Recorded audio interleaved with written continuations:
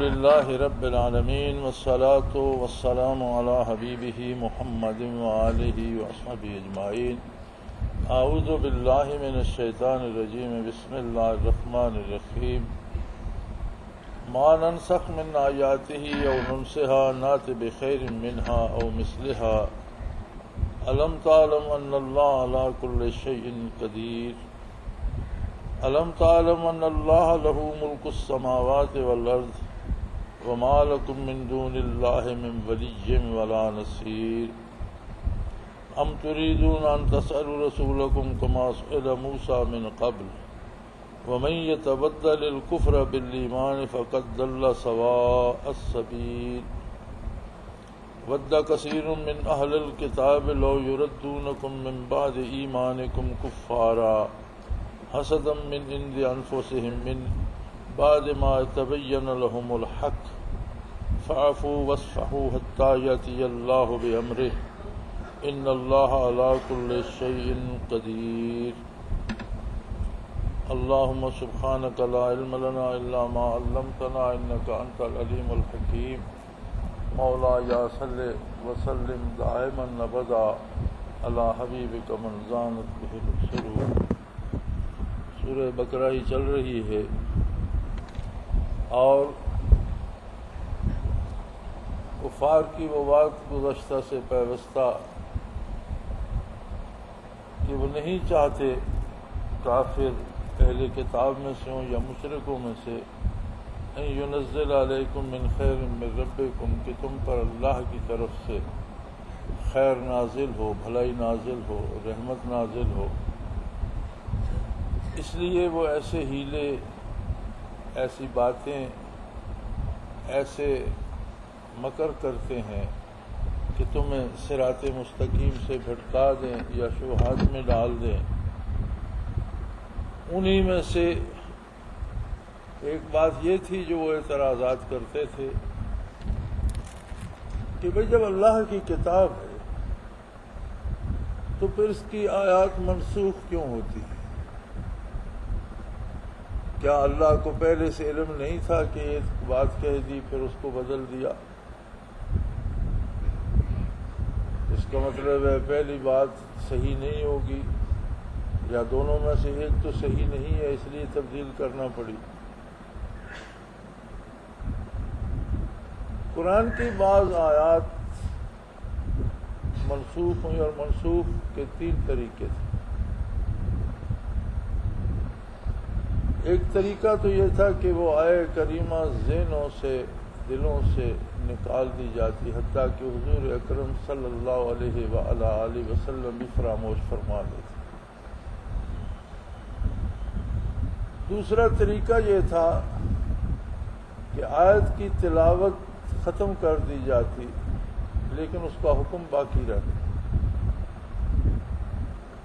جیسے رجم کی آیات ختم کر دی گئی لیکن رجم کا حکم باقی رکھا گیا. تیسرا طریقہ یہ تھا کہ آیت باقی رہتی لیکن حکم ختم کر دیا جاتا. جیسے مرنے والے پر وصیت فرض تھی اور وہ آیات آپ کی قرآن کریم میں موجود ہیں لیکن جب وراثت کے احکام آ گئے تو وہ فرضیت ختم ہو گئی.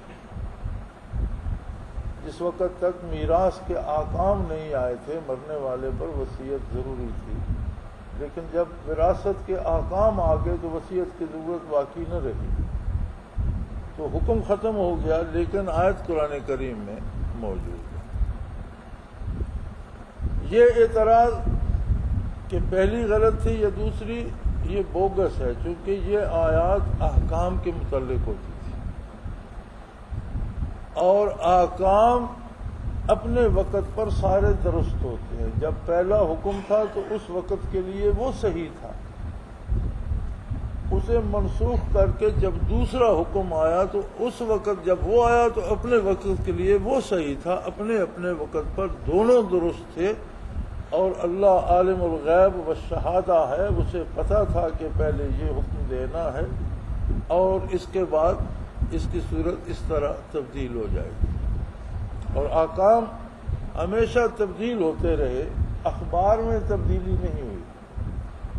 خبر اگر تبدیل ہو تو دو میں سے ایک صحیح ہوتی ہے، ایک درست ہوتی ہے، غلط ہوتی ہے، لیکن احکام کی تبدیلی میں غلطی کا امکان نہیں ہوتا، اس لیے کہ ایک وقت کے لیے ایک حکم درست ہے، دوسرے کے لیے دوسرا درست ہے۔ تمام آسمانی کتابوں کو لے لیجئے تو جتنی خبریں ہیں اللہ کی ذات کے بارے، اللہ کی صفات کے بارے، ملائکہ کے بارے، آخرت کے بارے، ایمان کے بارے، جہنم اور جنت کے بارے، جزا و سزا کے بارے، کسی خبر میں کسی کتاب میں کوئی تبدیلی نہیں۔ روز اول جو خبر آدم علیہ السلام نے دی، وہی خبر حضرت آقا نامدار محمد الرسول اللہ صلی اللہ علیہ وسلم نے دی، تمام انبیاء نے وہی خبر دی، سب نے کہا لا الہ الا اللہ، سب نے آخرت کی بات کی، سب نے ملائکہ کی بات کی، سب نے حساب کتاب کی بات کی، کوئی تبدیلی نہیں ہوئی۔ احکام پہلی جماعتوں میں روزوں کے مختلف تھے، پہلی امتوں میں نماز کے مختلف احکام تھے، نماز کی تعداد مختلف تھی، کبھی 2 نمازیں فرض تھیں، کبھی روزہ رات دن کا 24 گھنٹے کا فرض تھا کہ ایک ہی دفعہ افطار ہوتا اور اسی وقت کھا پی لیتے، پھر اگلے دن دوسرے دن 24 گھنٹے بعد اسی وقت افطار ہوتا، اور جب کھا پی کر لیٹتے تو روزہ بند ہو جاتا۔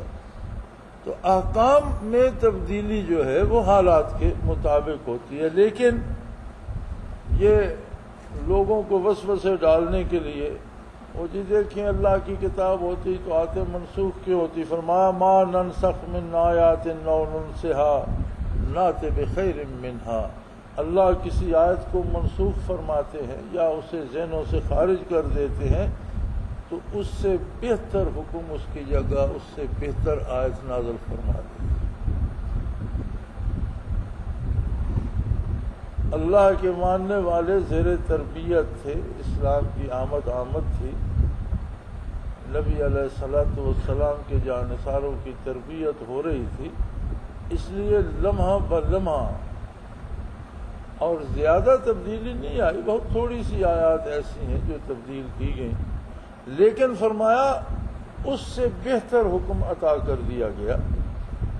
الم تعلم ان اللہ علی کل شیء قدیر، اے مخاطب کیا تو اللہ کو بے بس سمجھتا ہے کہ اگر ایک حکم دے چکا ہے تو اب وہ مجبور ہو گیا کہ اسی حکم کا پابند ہو گیا؟ نہیں، وہ قادر ہے، وہ مالک ہے، وہی تو حقیقی سلطان ہے اور وہی حقیقی اولی الامر ہے۔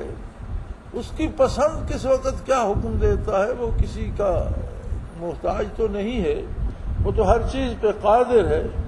اور تجھے یہ خبر بھی نہیں، الم تعلم ان اللہ لہ ملک السماوات والارض، کائنات کی سلطنت و ریاست صرف اس کی ہے۔ تو ان چھوٹے چھوٹے بادشاہوں کو تو خود مختار مانتا ہے، اور جو ساری کائنات کا اور ہمیشہ اور حقیقی حاکم ہے اس پر پابندیاں لگانا چاہتا ہے۔ اور یہ بھی جانتے ہو تم، اور یہ بھی یاد رکھو کہ اگر اللہ کو کوئی چھوڑ بیٹھے گا تو پھر اس کے لیے اللہ کے سوا کوئی مددگار اور کوئی دوست نہیں ہوگا۔ وہ ایسی ذات ہے، بیٹھنے کون دے ہے پھر اس کو،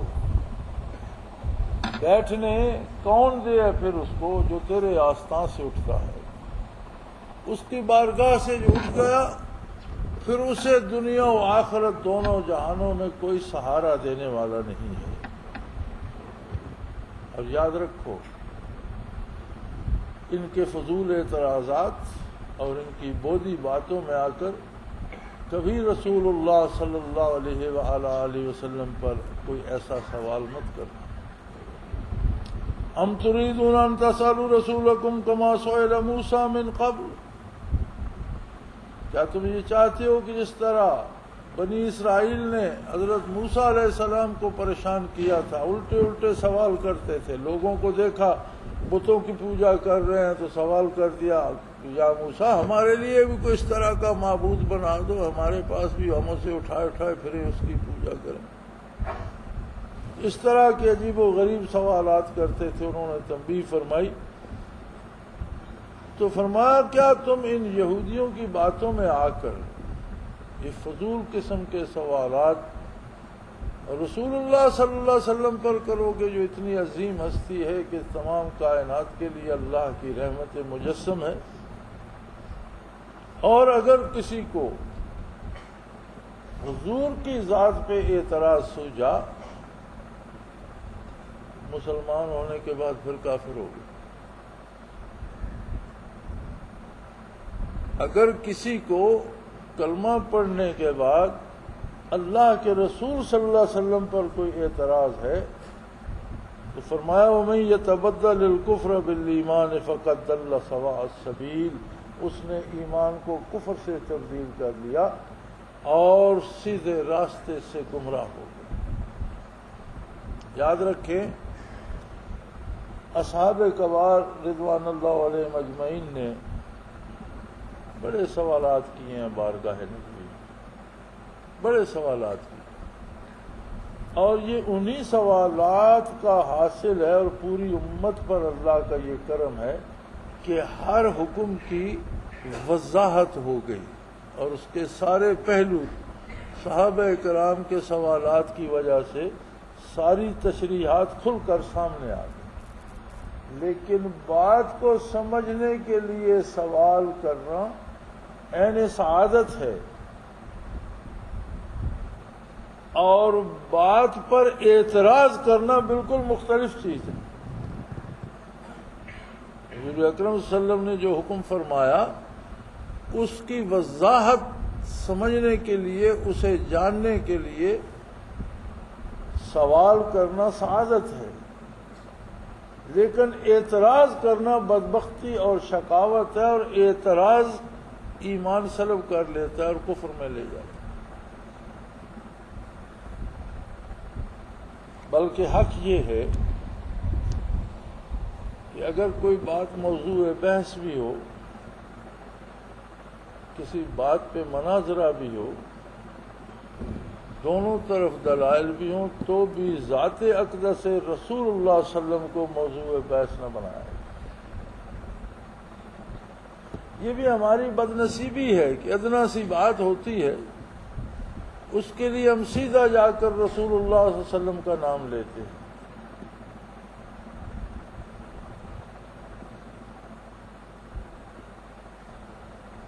سیدنا فاروق اعظم رضی اللہ عنہ نے ایک ضابطہ بنا دیا کہ سرکاری ادارے جو ہیں ان میں جو زیادہ مؤثر مقامات ہیں جنہیں آپ کی جابز کہتے ہیں، وہاں پر ان لوگوں کو لگایا جائے گا جن کے والدین مسلمان ہیں. جو نئے مسلمان ہو رہے ہیں ان کو نہیں لگایا جائے گا. اور اس کی وجہ یہ تھی کہ اسلام کے خلاف سازشیں زوروں پر تھیں. اسلام دنیا کو تصغیر کرتا ہوا چلا جا رہا تھا. لوگ جوک در جوک، فوج در فوج اسلام میں داخل ہو رہے تھے، ممالک فتح ہو رہے تھے. تو کفار، مشرکین، یہود و نصارہ نے بھی سازشیں شروع کر رکھی تھیں کہ اپنے لوگوں کو برائے نام کلمہ پڑھا کر داخل کر دیا اور کوشش کی کسی خاص مقام پہ پہنچ جائے اور ہمیں وہاں کی خبریں دیتا رہے.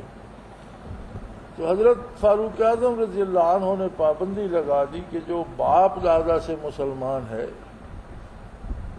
اس کو یہ جگہ دیں گے اور نئے مسلمان ہونے والے کو اس طرح کا کوئی عہدہ نہیں دیا جائے گا. ایک بدوی نے پیش ہو کر یہ بات عرض کی کہ حضور اکرم صلی اللہ علیہ وسلم کے والدین بھی تو مسلمان نہیں تھے، آپ ہم پر کیوں پابندی لگا دی؟ ان کا چہرہ مبارک جلال سے سرخ ہو گیا اور فرمایا تو اتنا جاہل ہے کہ تو یہ بھی نہیں جانتا کہ حضور کے اعلان نبوت فرمانے سے پہلے صرف وہی کافر تھے جو بت پوجتے تھے یا اللہ کے ساتھ شرک کرتے تھے، اور جو اللہ کو واحد و لا شریک مانتے تھے وہ کافر نہیں تھے. اعلان نبوت سے پہلے حضور کی نبوت پر ایمان لانا ضروری نہیں تھا، لیکن توحید باری کو ماننا ضروری تھا. اور تو باپ والدین کی بات کر رہے ہیں، حضور کے دادا بھی اتنے کھرے مسلمان تھے کہ اللہ کو واحد و لا شریک اور ہر چیز پہ قادر جانتے تھے۔ ایک ہی دلیل کافی ہے کہ جب ابرا آپ کے اونٹ ابرا کی فوج لے گئی اور آپ مکہ خالی کر گیا، سارے اہل مکہ خالی کر گئے، شہر کے ابرا کا لشکر حملہ کرنے چلا آ رہا ہے، تو آپ اس کے کیمپ میں تشریف لے کے حضرت عبد المطلب، تو وہ بڑا خوش ہوا کہ بھئی یہ مکہ کا سردار آیا ہے اور میں بیت اللہ ڈھانا چاہتا ہوں، یہ مجھ سے اس پر بات کرے گا۔ تو جب اس نے پوچھا تو انہوں نے فرمایا کہ میرے اونٹ تمہارے فوجی ہانک کر لے آئے، شہر ہم نے خالی کر دیا ہے، ہماری تمہاری جنگ نہیں ہے، تو پھر میرے اونٹ ہانک کر لانے کا تو کوئی مقصد نہیں تھا، تو آپ میرے اونٹ مجھے واپس دلوا دیں۔ اس نے کہا میں تو سمجھا تھا کہ مکہ مکرمہ کا بہت بڑا لیڈر آیا ہے اور میرے ساتھ بیت اللہ کے بارے بات کرے گا، کعبہ کے بارے بات کرے گا، میں کعبہ کو ڈھانا چاہتا ہوں۔ تو انہوں نے ہنس کر فرمایا کہ اللہ نے مجھے اونٹ دیے ہیں، مجھے اونٹوں کا مالک بنایا ہے، میری فکر اپنے اونٹوں کا، لیکن جس گھر کو تو ڈھانا چاہتا ہے اس کا بھی ایک مالک ہے، میری ہمت سے اس کی حفاظت باہر ہے، لہذا میں اس کی بات نہیں چھیڑتا، وہ خود اس کی حفاظت کر سکتا ہے۔ بعثت عالی سے پہلے اس سے بڑا پختہ ایمان کسی کا دکھائی دے۔ اور میں اگر تو نو مسلم نہ ہوتا تو میں تجھے ایسے درے لگاتا کہ ہمیشہ یادگار رہتی کہ کوئی شخص انگلی اٹھانے کی جرات نہ کرتا۔ چھوڑ اس لیے رہا ہوں کہ تو نو مسلم ہے، لیکن تیری دلیل جو ہے وہ درست نہیں ہے، تجھے جواب نہیں مل سکتی۔ تو اتنی احتیاط فرماتے تھے کہ کوئی محض جاسوسی کے لیے کلمہ پڑھ کر سرکاری دفاتر میں نہ گھس بیٹھے۔ تو فرمایا ان کفار کی تو کوشش یہ ہے کہ کسی طرح تمہیں دین پر اعتراض سکھائیں، وہ تب سے اب تک لگے ہوئے ہیں، نئی حدیثیں گھڑی جا رہی ہیں، یا وہ حدیثیں جنہیں علماء نے جھوٹی سمجھ کر چھوڑ دیا تھا کہ لوگوں نے خود گھڑ لی ہیں، وضع جنہیں کہتے ہیں، لوگوں نے وضع کر لی ہیں، ان کا سہارا لیا جا رہا ہے۔ کہیں عورتوں کی امامت کا مسئلہ کھڑا کیا جا رہا ہے، کہیں پردے پہ اعتراض ہو رہا ہے، کہیں کسی اور بے حیائی کو روشن خیالی کا نام دے کر آگے لایا جا رہا ہے۔ تو یہ ساری چیزیں کس طرح سے آ رہی ہیں اور اس پر کتنی بین الاقوامی حکومتیں اور کتنی بین الاقوامی ریاستیں اس پہ خوش ہو رہی ہیں اور متفق ہیں۔ تو یہ سارے ہیلے کیا ہیں؟ غذاؤں میں حرام ملا دیں گے، معاشی نظام کو اس طرح سود میں جکڑ دیا کہ کوئی پھٹک نہیں سکتا، مسلمان جو سود کھائے گا اس کا ایمان کتنا بچے گا؟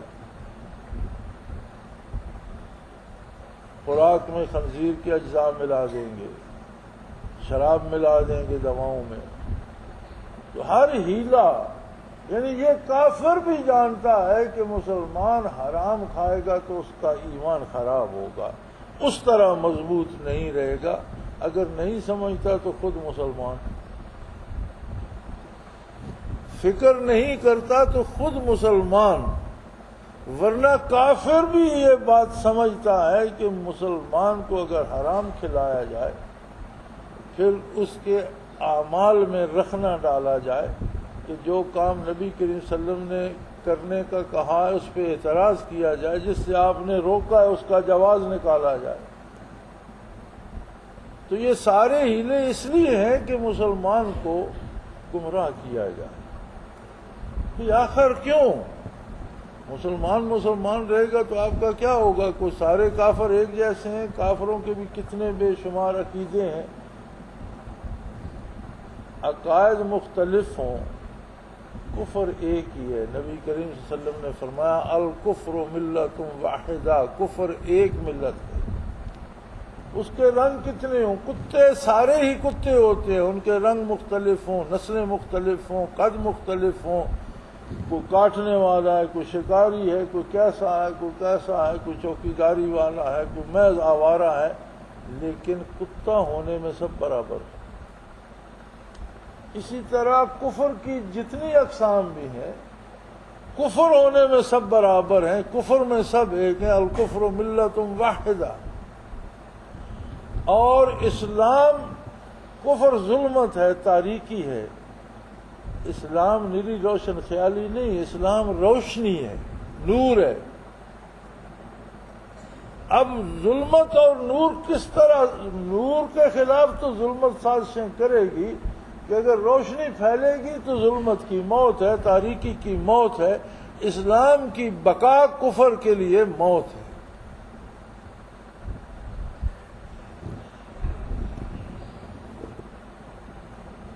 امریکہ کے صدر نے ایک جملہ کہا تھا، اور کبھی کبھی سچ بولتا ہے،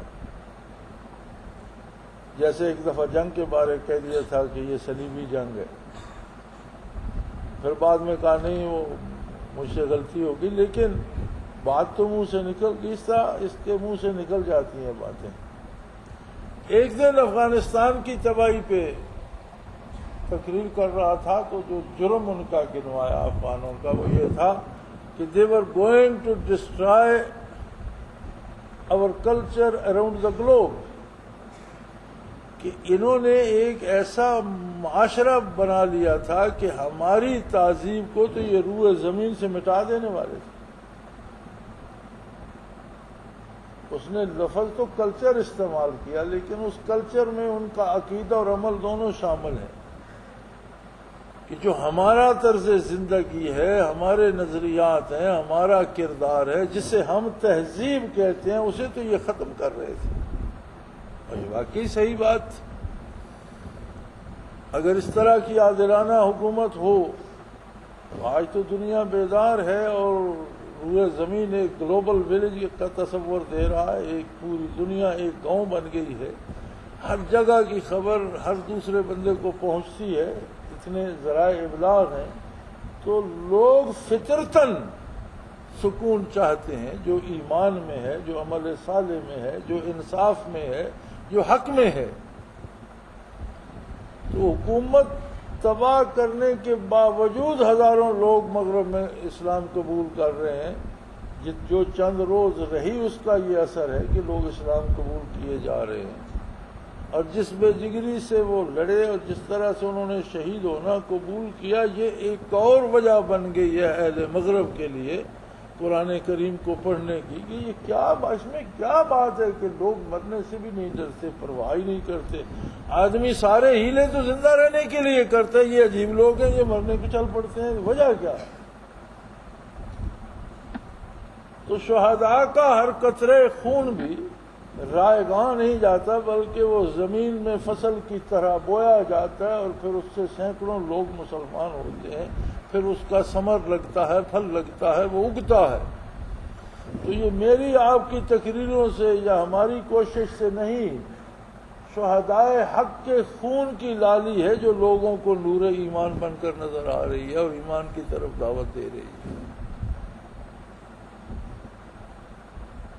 ہم تريدون ان تسألوا رسولكم كما سئل موسى من قبل، کیا تم یہ چاہتے ہو کہ جس طرح موسیٰ پر یہ اسرائیلی خود اعتراض کرتے تھے موسیٰ علیہ السلام پر، اس طرح تم بارگاہ محمد الرسول اللہ میں لب کشائی کرو؟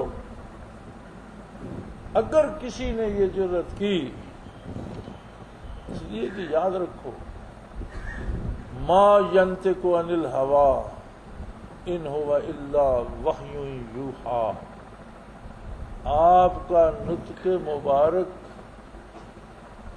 آپ کے لبہائے مبارک، آپ کی زبان مبارک تب تک کوئی لفظ خارج نہیں کرتی دین کے معاملے میں جب تک اللہ کی طرف سے حکم نہیں آتا۔ اس لیے اعتراض کی گنجائش وہاں نہیں ہے، جو فرما دیا وہ حق ہے، اس میں شبہ کی اعتراض کی گنجائش نہیں ہے، اور ایمان یہ ہے کہ صدق دل سے اسے مانا جائے اور اس پر عمل کرنے کے لیے جان لگا دی جائے۔ اور اگر کوئی اعتراض کرے گا تو اس نے ایمان کو کفر سے بدل دیا، ایمان ضرب ہو گیا اور وہ کفر میں چلا گیا، فقط ضل سواء السبیل، اور ہدایت کا راستہ چھوڑ کر گمراہی میں غائب ہو گئے. وَدَّ كَثِيرٌ مِّنْ أَهْلِ الْكِتَابِ لَوْ يُرَدُّونَكُم مِّن بَعْدِ إِيمَانِكُمْ كُفَّارًا. اہل کتاب کی اکثریت کی تو یہی کوشش ہے کہ کسی ہیلے کسی بہانے تمہیں ایمان سے واپس کفر میں کھینچ لیں. ان کی ساری کوششیں، ان کے ذرائع ابلاغ، ان کے وسائل، ان کے نظام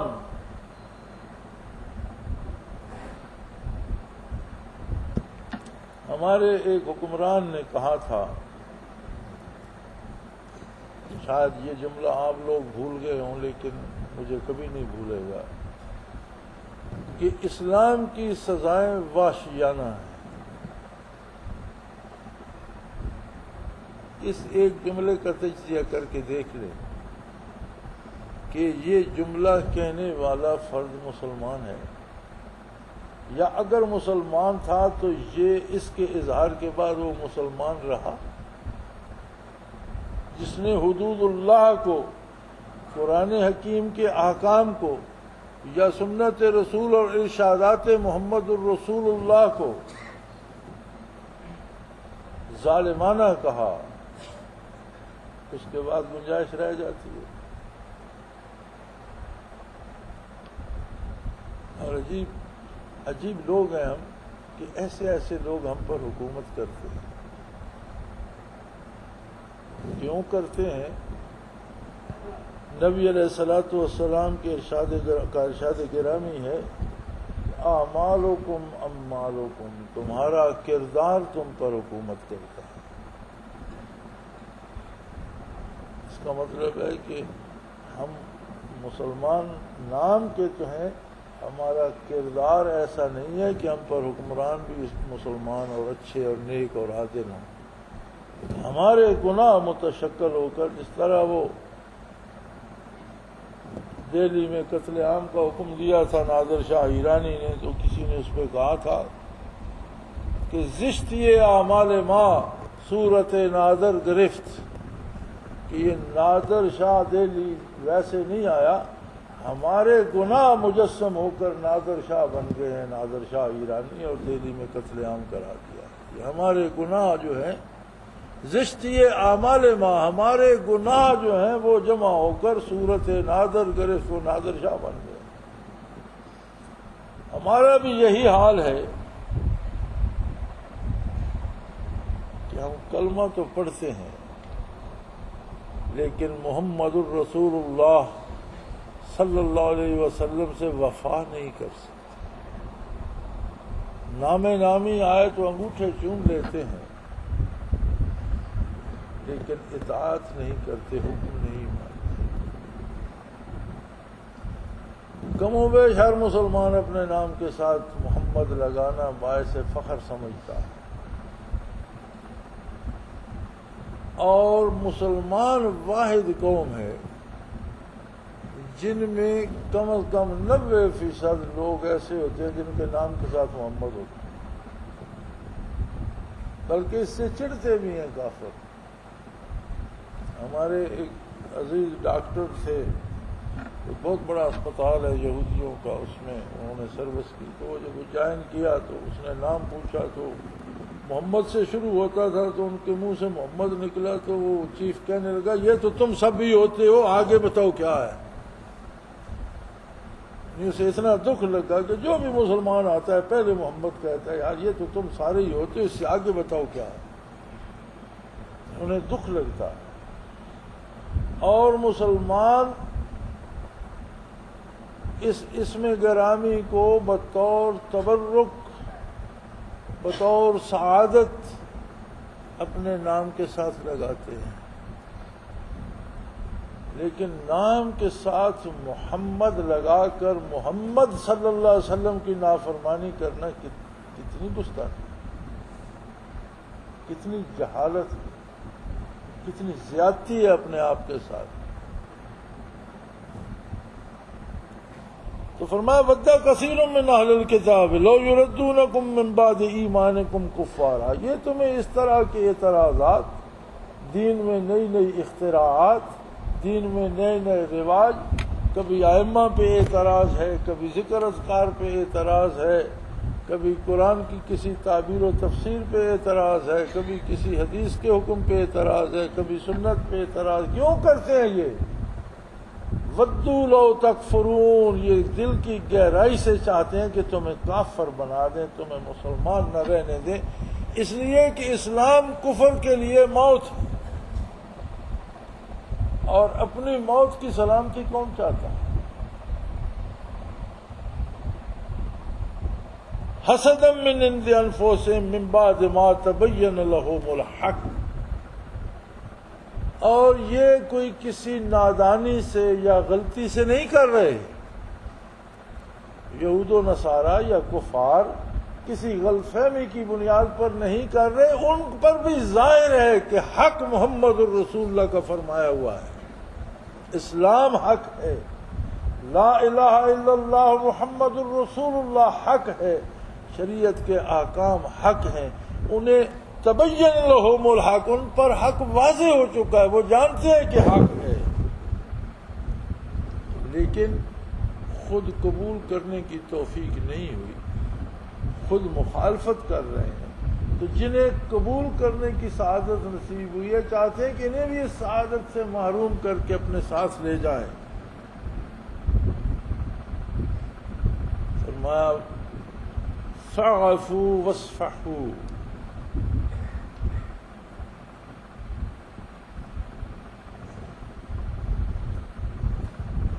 درگزر کرو، برداشت کرو، حتیٰ یاتی اللہ بامرہ، حتیٰ کہ اس معاملے میں اللہ کریم اپنا کو حکم بھیج دیں. تب تک جہاد فرض نہیں ہوا، اور کتنا مشکل کام تھا کہ ساری تکلیفیں برداشت کرو اور اف نہ کرو، برداشت کرتے چلے جاؤ. اور برسوں مسلمان برداشت کرتے چلے گئے. کیا عجیب لوگ. اب آج کفار نے یہ اعتراض بھی سکھلا دیے ہیں کہ وہ لوگ مسلمان بھی تھے یا نہیں. آج یہ اعتراض بھی کیے جاتے ہیں کہ صحابہ کبار مسلمان بھی تھے یا نہیں. یہ تو وہ لوگ تھے جنہوں نے ہر دکھ کو سینے سے لگا اور رف نہیں کی. حتیٰ یاتی اللہ بامرہ، کہا کہ اللہ کو اپنا واضح حکم بھیج دیں. ان اللہ علی کل شیء قدیر، کہ اللہ ہر چیز پہ قادر ہے. یا جہاد کا حکم آ جائے یا زندگی کے خاتمے کا حکم آ جائے، اللہ بہتر جاننے والا ہے اور وہ بہتر حساب کرنے والا ہے. وہ سب سے معاملہ طے کر دے گا. تو جہاد کا حکم ہوا تو جہاد میں بھی قتل و غارت گری مطلوب نہیں ہے، باطل کو باطل کہنا اور حق کو حق ثابت کرنا جہاد ہے. جہاں ذریعے سے ہو سکے، کہیں زبان سے بات کرنا جہاد ہے، کہیں قلم سے لکھنا جہاد ہے. سب سے بڑا جہاد اپنے کردار سے ثابت کرنا ہے، اور جہاں ضرورت پڑے وہاں جان دینا اور جان لینا بھی جہاد ہے. لیکن اس کا فیصلہ، اس جہاد کا فیصلہ ہر فرد نہیں کر سکتا. دینی ادارہ جس کو اختیار قضا ہو، جس کے پاس حکم کا اختیار ہو، اس کا حق ہے کہ وہ فیصلہ کرے. ماں و شماں اٹھ کر ایک دوسرے کو قتل کرنے لگ جائے اور جسے جی چاہے کافر کہہ کر گولی مار دے، یہ جہاد نہیں ہے. اللہ کریم ہم سب کو ہدایت پہ قائم رکھے، دین کی سمجھ عطا فرمائے اور دین پر عمل کی توفیق عطا فرمائے. وآخر دعوانا الحمدللہ رب العالمین.